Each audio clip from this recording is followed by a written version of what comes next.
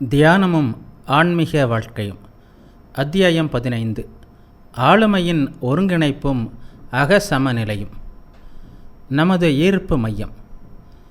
சிறுவர்களாக இருந்தபோது வியாபாரிகள் தெருவில் விற்கும் உலோக மைக்கூடுகளைக் கண்டு நாங்கள் வியந்திருக்கிறோம். திடமான அடிப்பாகம் இருப்பதால் அது கவிழாமலும் மை வெளியே சிந்தாமலும் இருக்கும்.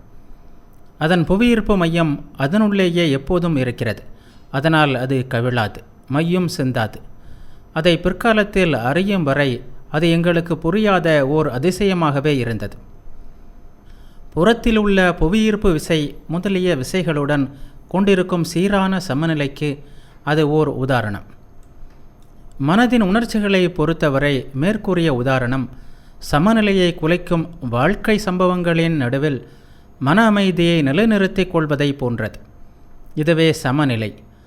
எப்படி ஒருவனால் அமைதியையும் சமநிலையையும் பெற இயலும்? இளமையில் நாங்கள் எங்கள் குடும்ப பெரியோர்கள் மற்றும் பல்கலைக்கழக பேராசிரியர்களிடம் அந்த சமநிலையை காண வீணாக முயற்சித்தோம். இறுதியாக ஸ்ரீராமகிருஷ்ணரின் சீடர்களிடம் அதை கண்டோம். அவர்களுள் ஒருவர் சுவாமி பிரம்மானந்தர். அவரது திருவடிகளின் கீழ் அமரும் பாக்கியத்தை நாங்கள் பெற்றோம். மற்றவர்களுக்கும் வழங்கும் அளவிற்கு அவர் அந்த உயர்ந்த அமைதியை பெற்றிருந்தார். ஒருமுறை எங்கள் ஆசிரமத்தில் 2 இளம் துறவிகள் பூசலிட்டனர். மற்றவர்களின் அமைதியையும் குலைத்தனர். அப்போது பொறுப்பாளராக இருந்த சுவாமி பிரம்மானந்தர் ஆசிரமத்தின் தலைவரான சுவாமி பிரம்மானந்தரிடம், சகோதர துறவிகளான நாம் பல வருடங்கள் அமைதியாகவும் இணக்கமாகவும் வாழ்ந்துள்ளோம். சண்டையிடும் இந்த துறவிகளை வைத்துக்கொண்டு என்ன செய்வது? அவர்களை வெளியேற்றி விடலாம் அல்லவா என்றார். அதற்கு சுவாமி பிரம்மானந்தர் அமைதியுடன், சகோதரா, அவர்கள் தொல்லை கொடுக்கிறார்கள் என்பது உண்மைதான். ஆனால் அவர்கள் ஸ்ரீராமகிருஷ்ணரின் திருவடிகளில் அடைக்கலம் புகுவதற்காக இங்கு வந்துள்ளனர் என்பதையும் நினைவில் கொள். அவர்கள் உனது அறிவுரைகளையும் வழிகாட்டுதல்களையும் எதிர்பார்க்கிறார்கள். நிச்சயமாக அவர்களுக்காக நம்மால் ஏதாவது செய்ய முடியும். அது அவர்களது வாழ்க்கையை மாற்றியமைக்கும், அவர்களது இதயங்களில் அன்பை துளிர்க்க செய்யும் என்றார். அதற்கு சுவாமி பிரேமானந்தர், சகோதரா, தாங்கள்தான் அவர்களை ஆசீர்வதித்து அவர்களிடம் மாற்றத்தை ஏற்படுத்த வேண்டும் என்றார். பிறகு சுவாமி பிரேமானந்தர் மூத்த மற்றும் புதிய துறவிகள் அனைவரையும் அழைத்து கொண்டு கூட்டமாக மகாராஜின் இருப்பிடத்திற்கு சென்றார். அப்போது சுவாமி பிரம்மானந்தர் உயர்ந்த பரவச நிலையில் இருந்தார். ஒவ்வொரு துறவியும் அவரிடம் வந்து அவரது திருவடிகளில் வீழ்ந்து வணங்கினர். அவரும் அவர்களது சிரசை தொட்டு ஆசீர்வதித்தார். அவ்வாறு ஆசீர்வதிக்கப்பட்ட ஒரு துறவி, அவர் தொட்டது காய்ச்சல் கண்ட உடலுக்கு குளுமையாக ஒரு நீரூற்று போன்று இருந்தது என்று கூறினார். பிறகு துறவிகளின் மனங்களிலும் ஆசிரமத்திலும் மீண்டும் அமைதி திரும்பியது. உணர்ச்சிகளின் சமநிலையை பெற்றிருப்பது மிகவும் நல்லது. ஆனால் தற்காலத்தில் அதை அரிதாகவே காண்கிறோம். புற உலகில் காணப்படும் முரண்பாடுகள் அனைத்தும் நமது மனதிற்குள்ளேயே இருப்பவற்றின் வெளிப்பாடு மட்டுமே என்பதை மறந்துவிடக்கூடாது. நமது மனதை அக்கறையுடன் கவனித்து அதை சரியாக உபயோகித்தால் அத்தகைய தொல்லைகள் குறையலாம். நச்சு மற்றும் நோய்க்கிருமிகளால் நமது உடல் பாதிக்கப்படுவது போல் மனமும் தீய உணர்ச்சிகளால் பாதிக்கப்படுகிறது. இது உண்மை. நாம் நமது சூழ்நிலையுடன் எப்போதும் மோதிக்கொண்டிருக்கிறோம். நமக்குள் அதைவிட இன்னும் பெரிய போராட்டம் நடந்து கொண்டிருக்கிறது. நாமே நமது மிகப்பெரிய பிரச்சனை. முரண்பாடுகளுக்கு காரணம் மனச்சிக்கல்கள். மேலை நாட்டை சேர்ந்த தற்கால உளவியல் அறிஞர்களின் கருத்துப்படி, தடுக்கும் மனசாட்சியுடன் கூடிய பக்குவப்படாத அகங்காரத்தை மையமாக கொண்ட தூண்டுதல்களே நமது மனதின் முரண்பாடுகளுக்கு காரணம். அதை பற்றி கூறும்போது, மனசாட்சி மட்டும் நீக்கப்பட்டுவிட்டால் முரண்பாடுகளிலிருந்து எளிதாக தப்பிவிடலாம் என்றும் கூறுகின்றனர். அதிர்ஷ்டவசமாகவோ அல்லது துரதிர்ஷ்டவசமாகவோ நம்மில் பலரும் அப்படி இல்லை. நாம் எப்போதும் நமக்குள்ளேயே பல முரண்பாடுகளை கொண்டிருக்கிறோம். தன்முனைப்பு, காம வேட்கை, பொருட்களை பெறுதல், பயம் முதலியவை ஏற்படும் நேரத்தில் நம்மிடம் அகங்காரம், கர்வம், ஆசை, பொறாமை, கோபம், அச்சம் முதலிய உணர்ச்சிகள் தோன்றுகின்றன. தற்காலத்தில் நாம் மனச்சிக்கல்கள், இயல்புணர்ச்சிகள், உணர்ச்சி பெருக்குகள் முதலியவற்றை பற்றி அதிகம் கேள்விப்படுகிறோம். அவையெல்லாம் என்ன? அவற்றிற்கிடையே என்ன சம்பந்தம்? இயல்புணர்ச்சியும் உணர்ச்சி பெருக்கும் ஒன்றுடன் ஒன்று முரண்படும்போது மனச்சிக்கலை உணர்கிறது என்று சில உளவியல் அறிஞர்கள் கூறுகிறார்கள். மற்றவர்கள் மனச்சிக்கல் என்னும் சொல்லை பொதுவான அர்த்தத்தில் உபயோகிக்கிறார்கள். பொதுவான உணர்ச்சி பந்தத்தால் மிகவும் நெருக்கமாக இணைக்கப்பட்டுள்ள கருத்துக்களின் தொகுப்பே மனச்சிக்கல் என்று அவர்கள் கருதுகிறார்கள். மற்றும் சிலரை பொறுத்தவரையில் நமது இயல்புணர்ச்சிகளையும் உணர்ச்சி பெருக்குகளையும் 3 முக்கிய மனச்சிக்கல்களின் அடிப்படையில் பிரிக்க முடியும். அவை அகங்கார மனச்சிக்கல், பாலுணர்ச்சி மனச்சிக்கல் மற்றும் மந்தகுண மனச்சிக்கல். தற்காத்து கொள்ளுதல், பொருட்களை பெறுதல், சண்டையிடுதல், அறிவதில் நாட்டம், வெறுப்பு, தப்பித்தல் முதலிய பல இயல்புணர்ச்சிகள் அகங்கார மனச்சிக்கலில் அடங்கியுள்ளன. உயர்வு மனப்பான்மை, கர்வம், தன்னுடையது என்னும் எண்ணம், கோபம், வெறுப்பு மற்றும் பயம் ஆகியவை இயல்பு உணர்ச்சிகளுடன் தொடர்புடைய உணர்ச்சி பெருக்குகள். பாலுணர்ச்சி மனச்சிக்கலில் காமமும் பெற்றோர்களின் இயல்புணர்ச்சிகளும் உள்ளன. காதல், காமம், பொறாமை, கூச்சம், மென்மை ஆகியவை அவற்றிற்கு தொடர்புடைய உணர்ச்சி பெருக்குகள். கூட்டம் சேர்த்து கொள்ளுதல், ஆலோசனைகள் வழங்குதல், மற்றவர்களை ஈர்த்தல் ஆகியவை மந்தை குண மனச்சிக்கலுக்கு உரியவை. தனிமை, பரிவு, வேதனை, பற்று, உதவி செய்யும் தன்மை, நம்பிக்கை ஆகியவை அவற்றிற்கு தொடர்புடைய உணர்ச்சி பெருக்குகள். இவற்றிலிருந்து மனச்சிக்கல்கள் நமது உணர்ச்சிபூர்வமான வாழ்க்கை முழுவதையும் ஆக்கிரமித்துள்ளன என்பது தெளிவாகிறது. மனச்சிக்கல்கள் எல்லா மனிதர்களுக்கும் பொதுவானவை.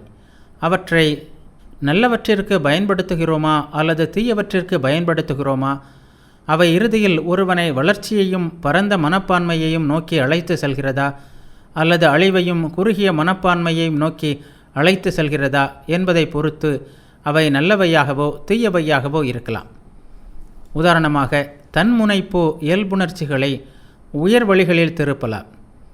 ஒருவனது சம்சார வாசனைகளை கட்டுப்படுத்த அவற்றை பயன்படுத்தலாம். அவ்வாறு சேகரிக்கப்பட்ட ஆற்றலை உயர் வளர்ச்சிக்கும் அதன் மூலம் மற்றவர்களின் நன்மைக்கும் பயன்படுத்தலாம். எனவே தவறான கருத்துக்களை கொண்டுள்ள சிலர் செய்வதைப் போன்று மனச்சிக்கல்களை மிகவும் பெரிதுபடுத்த வேண்டிய அவசியமில்லை. மனச்சிக்கல்கள் சிலவற்றின் தன்மையும் அவற்றை கையாளும் முறையும் தான் தவறாக உள்ளது. மனச்சிக்கல்களை தவிர்த்தல், மறத்தல், அடக்குதல் இவை நமக்கு பெரிதாக உதவாது. நல்லவையோ தீயவையோ எப்படி இருந்தாலும் உணர்ச்சிகளை அடக்காமல் கட்டவிழ்த்து விடுதலும் உதவாது. தேவையானது சமநிலை, சமத்துவம் மட்டுமே. சுவாமி விவேகானந்தர் போன்ற ஆன்மீக மனிதர்களிடம் குழந்தையின் இயல்பும் சுதந்திரமும் துறவியின் அடக்கமும் புனிதமும் இணைந்துள்ளதை காண்கிறோம். பல்துறை ஆற்றல், இரக்க குணம், ஆக்கத்திறன் கூடிய ஆளுமை, ஆற்றல் மற்றும் அமைதியின் இருப்பிடம் இவையே அத்தகைய இணைப்பின் பலன். உணர்ச்சிகள் எப்படி நம்மை ஏமாற்றி நமக்கு உடல் மற்றும் மனம் சார்ந்த பலவித நோய்களை ஏற்படுத்துகின்றன என்பதை உளவியல் அறிஞர்கள் நமக்கு தொடர்ந்து காட்டி வலியுறுத்துகிறார்கள். நமது உணர்ச்சிகளை சரியான வழியில் திருப்புவதும் கட்டுப்படுத்துவதும் ஆரோக்கியத்திற்கும் திடத்தன்மைக்கும் வழிவகுக்கிறது. மைண்ட் அண்ட் பாடி என்னும் தனது நூலில் டாக்டர் ஃப்ளாண்டர்ஸ் டம்பர் ஓர் உளவியல் அறிஞரை பற்றி குறிப்பிடுகிறார். ஒரு பெண் நோயாளி அந்த அறிஞரிடம் குடல் அலர்ஜி நோக்கி சிகிச்சை பெற்று வந்தார். மனதளவிலும் சற்று பாதிக்கப்பட்டிருக்கலாம் என்பதற்கான அறிகுறிகளும் அந்த நோயாளியிடம் தோன்றின. மன ஆராய்ச்சி மூலம் நோயின் காரணத்தை கண்டறிய முயன்ற அந்த மருத்துவருக்கு தனது நண்பரிடம் சிகிச்சை பெற வந்த ஒரு நோயாளி தீவிர குடல் அலர்ஜி நோயால் இறந்து போனதை பற்றி நினைவு ஏற்பட்டது. எனவே அவர் தன்னிடம் சிகிச்சை பெற வந்த அந்த நோயாளியை உடனடியாக மருத்துவமனைக்கு அழைத்து சென்று சரியான நேரத்தில் அறுவை சிகிச்சை செய்ய வைத்தார். அவர் அழைத்து சென்ற நேரம் சரியான நேரமாக அமைந்தது. தற்போது அந்த மருத்துவரின் மனதில் சற்று கலக்கம் தோன்றியது. கிறிஸ்துமஸ் நாட்களில் நடந்த அந்த நிகழ்ச்சி இன்னும் அவரது மனதில் பசுமையாக இருந்தது. அப்போது அவரை ஒரு விருந்திற்கு அழைத்தனர். ஆனால் அவருக்கு போக விருப்பமில்லை. அவருக்கு கடும் வயிற்று வலி ஏற்பட்டது. அவரது நண்பரான மற்றொரு மருத்துவர் அவரை சோதித்து உடனடியாக அறுவை சிகிச்சைக்கு சிபாரிசு செய்தார். ஆனால் அந்த உளவியல் அறிஞர் சற்று தயங்கினார். மனநோயை குணப்படுத்தும் அவர் தனது வலியின் காரணத்தை கண்டறிய தொடங்கினார்.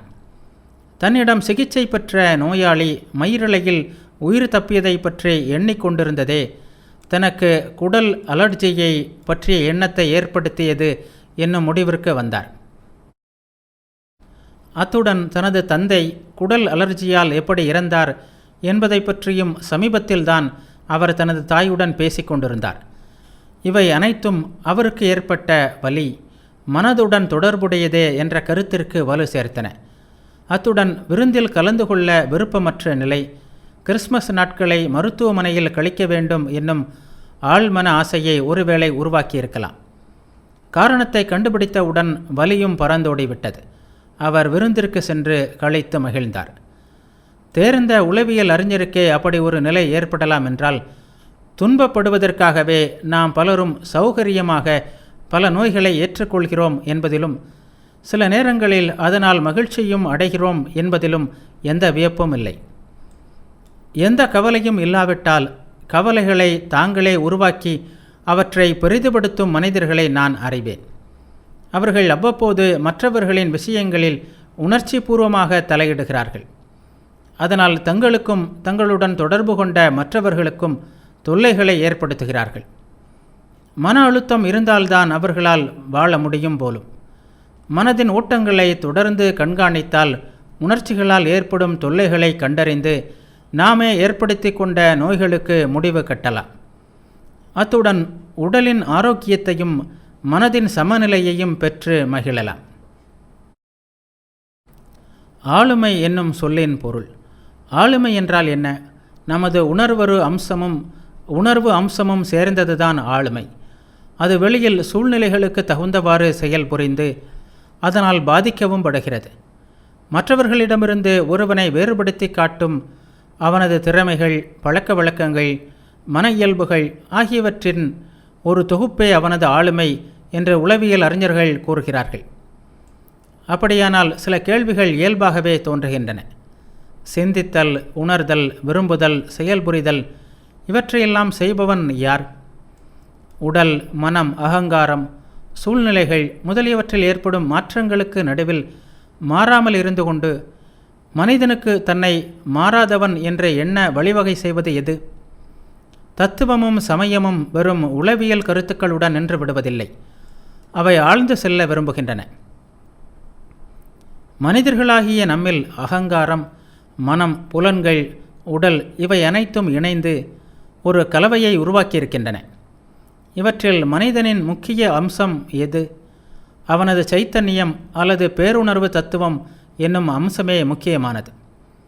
முதலில் நான் இருக்கிறேன், அதன் பிறகே நான் நினைக்கிறேன், நான் உணர்கிறேன், நான் விரும்புகிறேன், நான் அறிகிறேன், நான் செயல்புரிகிறேன் என்பதெல்லாம் நாம் நமது விழிப்புணர்வை நேரடியாகவும் மற்றவர்களுடையதை மறைமுகமாகவும் உணர்கிறோம். வெவ்வேறு மனிதர்களை பொறுத்தவரை வெவ்வேறு பொருட்களுடன் இயல்பாகவே அந்த தத்துவம் தொடர்பு கொண்டாலும் அவற்றுடன் ஐக்கியப்படுத்தி கொண்டாலும் நமது தனி மனித பேருணர்வு ஒரே தத்துவத்தால் ஆனது போன்றே தோன்றுகிறது. புற உலகத்துடன் நடைபெறும் தொடர் போராட்டத்தை தவிரவும் மன உலகிலும் முடிவற்ற போராட்டம் நடந்து கொண்டே இருக்கிறது. நமக்குள்ளும் நம்மை சுற்றியுள்ள உலகத்திலும் தொடர்ந்து தன்னை எப்போதும் ஏற்புடையதாக அமைத்துக்கொள்வதே வாழ்க்கை என்றாகிவிட்டது. அப்படி அமைத்துக்கொள்வதில் ஏற்படும் தோல்வியே நமது சமநிலையற்ற நிலைக்கு காரணம். சிறந்த உளவியல் அறிஞரான மெனிஞ்சர் தனது நூலில் இவ்வாறு குறிப்பிடுகிறார். நமது தோல்விகள் 2 வித பின்விளைவுகளாக வெளிப்படுகின்றன. அவை ஓடிவிடுதல் மற்றும் தாக்குதல். 2 பின்விளைவுகளும் ஒருவனது உறுதியற்ற நிலையை குறிக்கின்றன. சில நேரங்களில் நாம் நமது பிரச்சனைகள் அனைத்திலிருந்தும் தப்பி ஓடிவிட விரும்புகிறோம். நாமே ஏற்படுத்தி கொண்ட உடல் நோய், போதைக்கு அடிமையாகுதல் முதலியவை அப்படி விட்டு ஓடுவதின் வெளிப்பாடு. அவற்றை சரி செய்யாவிட்டால் நமது ஆளுமையின் மதிப்பு குறைகிறது. தாக்குதல் என்னும் பின்விளைவை சரியாக வழிநடத்தினால் அது ஒருவித மாற்றத்தை கொண்டு வருகிறது. அது ஓரளவிற்கு முழுமையான சமநிலையை கொடுக்கிறது. சரியான போராட்ட உணர்வுடன் நம்முள்ளே இருக்கும் எதிரிகளுடன் போராட கற்று அதனால் சிறந்த அமைதியையும் சமநிலையையும் அடையலாம். ஆன்மீக கண்ணோட்டத்தில் பார்க்கும்போது மனதளவில் உறுதியாக இருப்பது மட்டும் போதாது. தீவிர சோதனைகளுக்கு உட்படுத்தப்பட்டால் மனதளவில் இருக்கும் அகங்காரத்தை மையமாக கொண்ட சமநிலை நிலை குலையலாம். மனதின் அடிப்படை முரண்பாடுகளை முழுமையாக தீர்ப்பது முடியாது என்று பல உளவியல் அறிஞர்கள் நம்மை நம்ப வைக்கலாம். வாழ்க்கையில் நாம் காணும் தார்மீக ஆன்மீக முரண்பாடுகளின் விஷயங்களிலும் இதை உண்மை என்றே உணர்கிறோம். ஆனால் ஆன்ம ஞானிகளான சிறந்த மனிதர்கள் பெற்ற வெற்றியும் சமநிலையும் மிகவும் பூரணமானது. உளவியல் அறிஞர்களால் அதை எண்ணியும் பார்க்க முடியாது. வேஷ்டியும் சமஷ்டியும் சிந்தனை விதிமுறைகளின்படி எல்லையற்ற சமஷ்டி, சைத்தன்யத்தை பற்றிய குறைந்தபட்ச ஞானமும் இல்லாமல் தனி மனித அதாவது வேஷ்டி சைத்தன்யத்தை பற்றிய ஞானத்தை பெற முடியாது என்பதை பற்றி நீ எப்பொழுதாவது எண்ணி பார்த்ததுண்டா? இது இப்படித்தான் இருக்க வேண்டும் என்று அறிவுபூர்வமாக தர்க்க ரீதியாக எது நமக்கு தோன்றுகிறதோ அது ஸ்ரீராமகிருஷ்ணரின் உயர்ந்த சீடர்களின் வாழ்க்கையில் அனுபவமாக நிலை பெற்றிருப்பதை காணலாம். வேஷ்டி சைத்தன்யம் சமஷ்டி சைத்தன்யத்தின் ஒரு பகுதி அல்லது ஒரு வெளிப்பாடு என்பதை அவர்கள் அறிந்திருந்தனர். அதுதான் அவர்களை அகங்காரத்தை மையமாக கொண்டிருக்காமல் பரமாத்மாவை மையமாக கொண்டிருக்க செய்தது. மேலும் அவர்கள் எல்லா வேஷ்டி சைத்தன்யத்தையும் உள்ளடக்கியதும் பலவற்றிற்கும் பின்னால் இருக்கும் ஒன்றேயானதுமான பரமாத்ம சைத்தன்யத்தை எங்களையும் உணர செய்தனர். சைத்தன்யம்தான் மனிதனின் சாரம் என்று கூறுவது ஞானேந்திரியங்கள் மற்றும் கர்மேந்திரியங்களான மனம், புலன், உடல் ஆகியவற்றை மறுப்பதாக ஆகாது. பல மனங்களுக்கு இடையில் நமது மனமும் ஒன்று, பல உடல்களுக்கு இடையில் நமது உடலும் ஒன்று. மன உலகிலும் பௌதிக உலகிலும் வேஷ்டி சமஷ்டி அல்லது பிண்டம் மற்றும் அண்டம் என்னும் கேள்வி எழுகிறது. இந்து ஆச்சாரியர்கள் 3 வித ஆகாசங்களை பற்றி பேசுகிறார்கள். பௌதிக தளத்தில் உள்ளது மகா ஆகாசம், மனோதளத்தில் உள்ளது சித்தாகாசம், ஆன்மீக தளத்தில் உள்ளது சிதாகாசம். பௌதிக பொருட்களின் சமுத்திரம் போன்று விளங்குவது சமஷ்டி உடல். வேஷ்டி உடல் சமஷ்டி உடலின் ஒரு பகுதி. வேஷ்டி மனம் சமஷ்டி மனத்தின் ஒரு பகுதி. வேஷ்டி அகங்காரம் அல்லது சைத்தன்யம் சமஷ்டி சைத்தன்யத்தின் ஒரு பகுதி. சமஷ்டி சமுத்திரம் போன்றது, வேஷ்டி அலை போன்றது. சமுத்திரம் மற்றும் அலை இவை இரண்டில் எது மிகவும் உண்மையானது? நிச்சயமாக அலையை விட சமுத்திரமே அதிக உண்மையானது. அலைகளும் உண்மைதான், ஆனால் அவற்றின் உண்மைத்தன்மை சமுத்திரத்தின் உண்மைத்தன்மையை சார்ந்துள்ளது. சமஷ்டி சைத்தன்யம், சமஷ்டி மனம், சமஷ்டி உடல் முதலியவற்றின் பகுதிகளான நமது வேஷ்டி சைத்தன்யம், வேஷ்டி மனம், வேஷ்டி உடல் இவற்றை உள்ளடக்கியது நமது ஆளுமையின் விஷயங்களிலும் இது உண்மையே. இப்போது விராட் புருஷனை பற்றிய பண்டைய கருத்தை பார்ப்போம். விராட் புருஷரிடமிருந்தே எல்லா உயிரினங்களும் பொருட்களும் தோன்றின. அவரிடமே அனைத்தும் வாழ்கின்றன, செல்கின்றன என்று வேதங்கள் கூறுகின்றன. விராட் புருஷனுக்கு எண்ணிலடங்காத சிரசுகளும் கண்களும் கால்களும் உள்ளன. அவர் பிரபஞ்சம் முழுவதையும் வியாபித்துள்ளார். அவரே அதை கடந்தும் உள்ளார். இந்த பிரபஞ்சம் அவரே. இருந்தது, இருப்பது, இருக்கப் போவது எல்லாம் அவரே.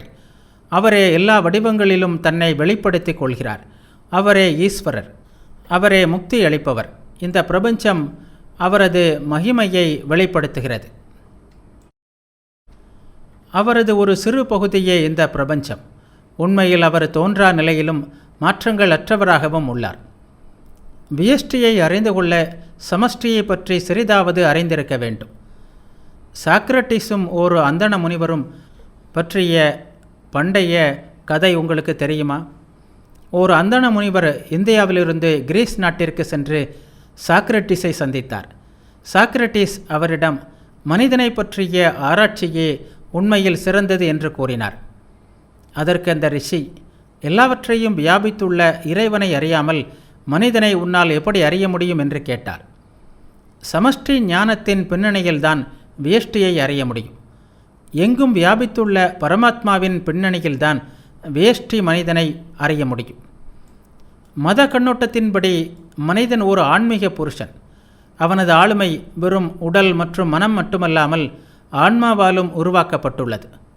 மனம், புலன்கள் மற்றும் உடல்கள் இவற்றையெல்லாம் ஒன்றாக இணைத்து வைத்திருக்கும் ஜீவாத்மாவிற்கு பின்னால் பரமாத்மா உரைகிறார். அவரே புத்த மதத்தின் நிர்வாணம், வேதாந்தத்தின் பிரம்மம், எல்லா மதங்களின் இறைவன். அந்த உயர் ஆன்மீக பேருணர்வில் நிலை பெற்றிருப்பதால் புத்தராலும் இயேசுவாலும் ஸ்ரீராமகிருஷ்ணராலும் உலகியல் ஆசைகளை கண்டு சிரிக்க முடிகிறது. அவர்களை பொறுத்தவரை மரணமும் மரணமற்ற அமரத்தன்மைக்கு அழைத்து செல்லும் வழிதான். உளவியலின் வரையறைகளுக்கு உட்பட்ட மனிதனால் அத்தகைய மனநிலையை அடைய முடியாது. சாதாரண சமயப்பற்றுள்ள மனிதனாலும் அடைய முடியாது. சிறிதளவு ஆன்மீக விழிப்படைந்தவர்கள் அடையும் ஸ்திரத்தன்மையை கூட உளவியல் தத்துவம் கூறும் ஸ்திரத்தன்மையை விட மிகவும் உயர்ந்தது.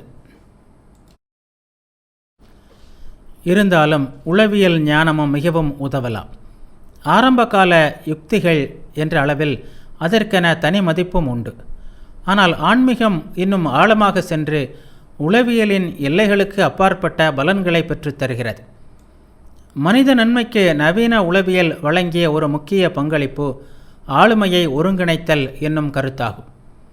உணர்வொரு மனதை கண்டுபிடித்ததன் மூலம் சாதாரண மனிதர்கள் தங்களது சொந்த மனங்களின் ஆழங்களை குறைவாகவே அறிந்துள்ளனர் என்று உளவியல் அறிஞர்கள் காட்டியுள்ளனர்.